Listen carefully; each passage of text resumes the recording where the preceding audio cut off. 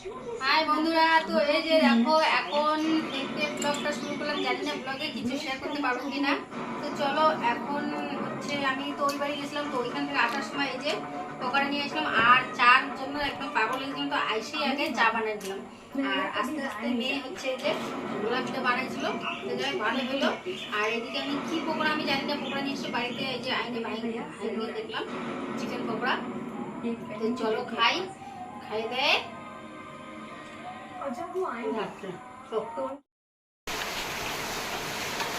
তো এই যে বন্ধুরা দুপুরবেলা না 10টা সাড়ে 10টার দিকে আনছিল বাজার। তো মাছটা করি নাই, কারণ হচ্ছে মাংস রান্না করবো, এই জন্য মাছটা করি নাই। আর দুপুরবেলা হচ্ছে মাছের ডিম করছিলাম, আমার কাছে 2 কিলো মাছের ডিম করছিলাম আর করলা আলু ভাজা, আর তার সাথে এই যে চাল কুমড়ো দিয়ে মাংসের তরকারি। তো দুপুরবেলা খাওয়া হয়েছে আর একটুখানি আছে, ওই জন্য আমি এখন হচ্ছে করবো এই যে মাছ ভেজে রাখবো আর 1 পিস রান্না করবো বাবার জন্য। আর পরে আর বাইরে যা বৃষ্টি হচ্ছে, প্রচণ্ড বৃষ্টি, সেই বৃষ্টি আর বলার মতো না, আমার বাইরে এত বৃষ্টি হচ্ছে। তো চলো মাছটাগুলো ভেজে নেই।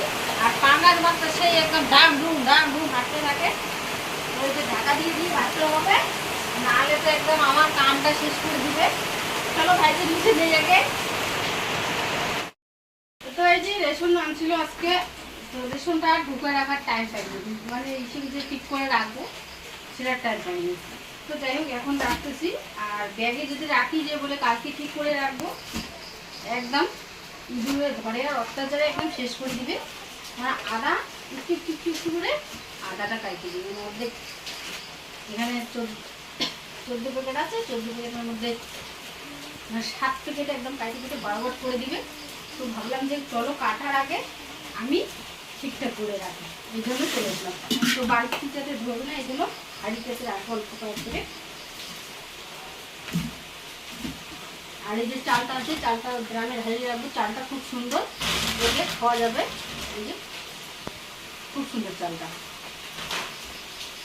যাই হোক ঠিকঠাক করে রাখি, ঠিক আছে।